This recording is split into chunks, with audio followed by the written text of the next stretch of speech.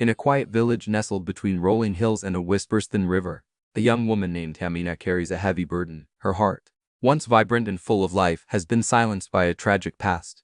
But when a mysterious healer arrives, Amina's world begins to change in ways she never imagined. In the quiet village of Mbali, nestled between rolling hills and a whisper-thin river, lived a young woman named Amina. Her eyes, once sparkling with life, now held a deep sadness that seemed to pierce the very soul of anyone who gazed into them. Amina was known throughout the village for her beauty, but it was her silence that truly set her apart. For years, she had not spoken a single word, a silence that had become as much a part of her as the air she breathed. Her home, a modest hut on the outskirts of the village, was filled with the echoes of a past that haunted her. Amina's mother had passed away when she was just a child, leaving her with a void that seemed impossible to fill. Her father, overwhelmed by grief, had turned to the bottle, his one loving eyes now cold and distant. Amina's childhood was marked by loneliness and neglect, her heart growing heavier with each passing day. The villagers whispered among themselves, their voices hushed with pity and curiosity. They wondered what had silenced Amina, what tragedy had stolen her voice. Some said it was the weight of her mother's loss, others spoke of a curse, a dark spell cast upon her by an unseen hand. But Amina knew the truth. It was the silence of her heart, a silence that had grown louder with each passing year, drowning out the world around her. Her father, now a shell of the man he once was, spent his days drunk and his nights lost in a haze of alcohol. He had long since given up on his daughter, his eyes filled with a mixture of shame and resentment. Amina, for her part, had retreated into herself, her heart a fortress of silence, her mind a prison of memories. She spent her days tending to the small garden outside her hut, her hands working the soil with a tenderness that belied the turmoil within her. The garden was her sanctuary, a place where she could escape the judgments of the villagers and the coldness of her father. It was here that she found a measure of peace, a respite from the silence that had become her constant companion. But even in her garden, Amina could not escape the weight of her past. The memories of her mother's laughter, the warmth of her father's embrace before the alcohol had claimed him, all of it seemed to haunt her, a ghostly presence that she could not shake. She yearned for a connection, a touch that could break through the silence and bring her back to life. But as the days turned into weeks and the weeks into months, Amina's hope began to fade. She had all but given up on the idea of redemption, of finding a way to heal the wounds of her past and embrace a future filled with love and hope. It was during one of these moments of despair that Amina first heard the whispers of a healer, a woman said to possess the power to mend broken hearts and restore lost voices. The whispers of the healer's arrival spread like wildfire through the village of Mbale.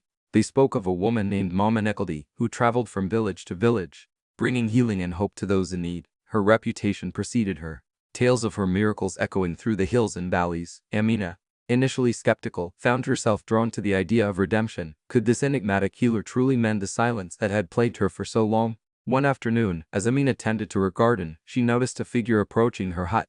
The woman was dressed in vibrant colors, her eyes radiating a warmth that seemed to dispel the shadows of Amina's past. Mama Naldi, for it was she, moved with a grace that belied her age. Her steps light and sure, she carried a bundle of herbs in a small, intricately carved wooden box. Amina watched her approach, her heart pounding in her chest. The healer's eyes met hers, and for a moment, it felt as if the world had stopped. There was a connection, a recognition that went beyond words. Mama Naldik smiled, her voice soft and gentle as she spoke. "I have heard of your silence, child," she said, her words carrying the weight of ancient wisdom. "I have come to help you find your voice again." Amina felt a tear slip down her cheek. It had been so long since anyone had shown her such kindness, such understanding. Mama Naldi knelt beside her, her hands reaching out to touch Amina's garden. "This is beautiful," she murmured, her fingers brushing the petals of a vibrant flower. "You have a gift, Amina, a gift for nurturing life." She looked up at Amina, her eyes filled with a profound sadness. "But your heart, it is silent. It is time to heal, child. It is time to let go of the past and embrace the future." Amina felt a shiver run down her spine. The healer's words resonated deep within her, stirring something that had lain dormant for far too long. Mama Naldi began to prepare her herbs, grinding them into a fine powder and mixing them with water. She spoke softly as she worked, her voice a soothing melody that seemed to weave a spell around Amina. "The silence in your heart is a wound, child," she said, "but it can be healed. You must trust in the process. Trust in yourself. You are not alone, Amina. You have the strength to overcome this." As the healer worked, Amina felt a strange sensation, a warmth that seemed to radiate from within her. It was as if the silence that had held her captive for so long was beginning to lift, replaced by a sense of hope and possibility. Mama Nekaldi handed her a small cup filled with the herbal mixture.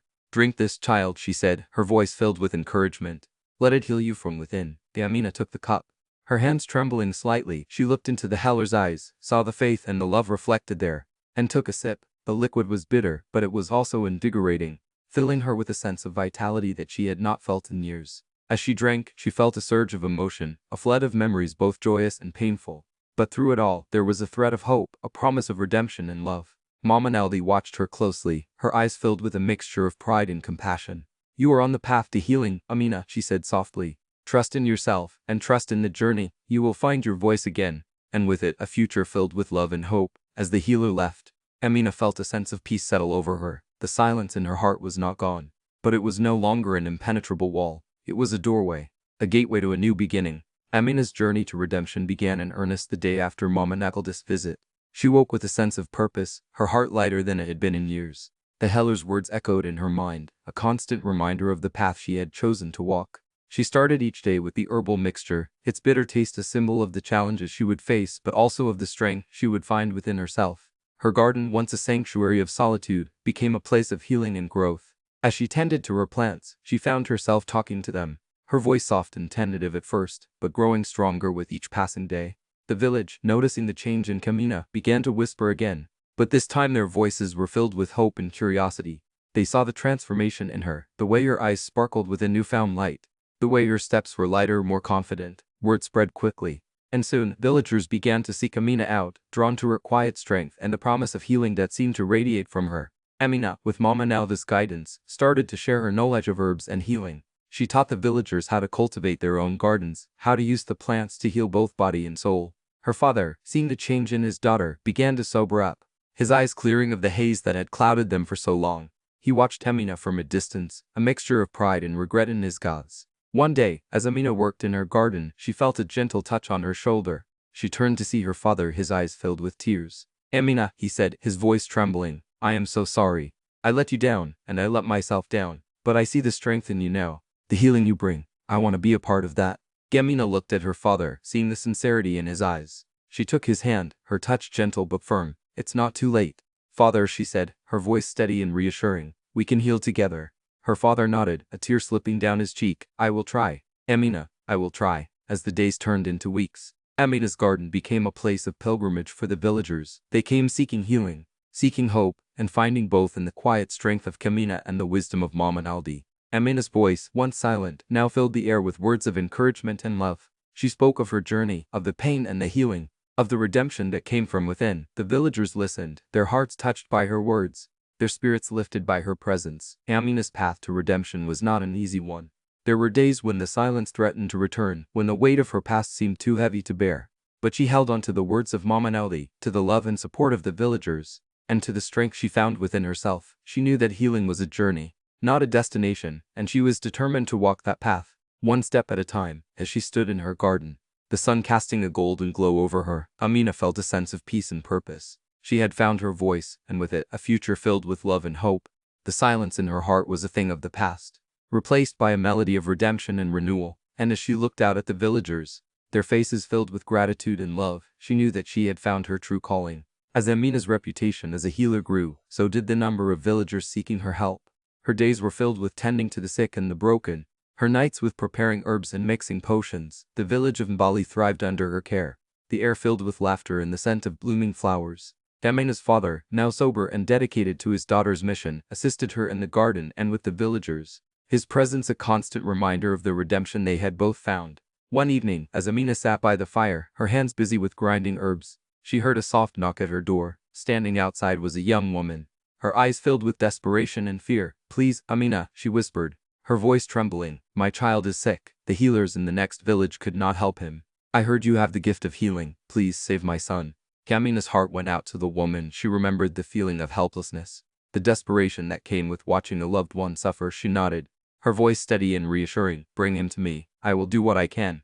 The woman returned with her child, a small boy whose feverish cheeks and glazed eyes spoke of a grave illness. Amina's heart ached as she took the boy into her arms, her touch gentle and soothing. She could feel the heat radiating from his body, the struggle within him to stay alive. She prepared a mixture of herbs, her hands moving with a practiced ease, her mind focused on the task at hand. As she administered the potion to the boy, she closed her eyes, her spirit reaching out to his, seeking the source of his illness. What she found sent a shockwave through her. The boy was cursed, a dark spell cast upon him by a jealous rival, a spell designed to drain his life force and leave him a hollow shell. Amina's eyes snapped open, her heart pounding in her chest. She had never faced such darkness before, such a malevolent force, but she knew she could not turn away. Not when a child's life was at stake. She turned to the boy's mother, her voice filled with determination. "I will save your son," she said, her eyes reflecting the fire's glow. "But I must leave the village. The one who cast this spell is powerful, and I must seek the help of someone even more so." The woman nodded, her eyes filled with tears of gratitude. "Thank you, Amina," she whispered. "Thank you for giving us hope." Amina packed her herbs, her heart heavy with the burden of her new task. She knew the journey would be dangerous, that she would face challenges she had never imagined. But she also knew that she could not turn away, not when there was a life to save, a curse to break. She took one last look at her garden, at the villagers who had come to depend on her, and stepped out into the night, her heart filled with a mixture of fear and resolve. As she walked, the village lights fading behind her, Amina could feel the weight of her mission. She was no longer just a healer, a woman seeking redemption. She was a warrior, a fighter against the darkness, a beacon of hope in a world filled with shadows. Amina journeyed through dense forests and across rugged hills, guided by the whispers of the wind and the wisdom Mama Nekeldi had imparted. She found the source of the dark magic in a secluded valley, where a man named Kofi, once a respected healer, had turned to bitterness and jealousy. His hut was surrounded by an air of malevolence, the earth beneath her feet cold and lifeless. Amina approached with caution, her heart steady despite the fear gnawing at her. Kofi emerged, his eyes hollow, his voice a rasp. "Why have you come, child?" he demanded. "To end your curse," Amina replied, her voice unwavering. "To save an innocent life." Kofi laughed, a sound devoid of warmth. "You think you can undo what I have woven with years of suffering?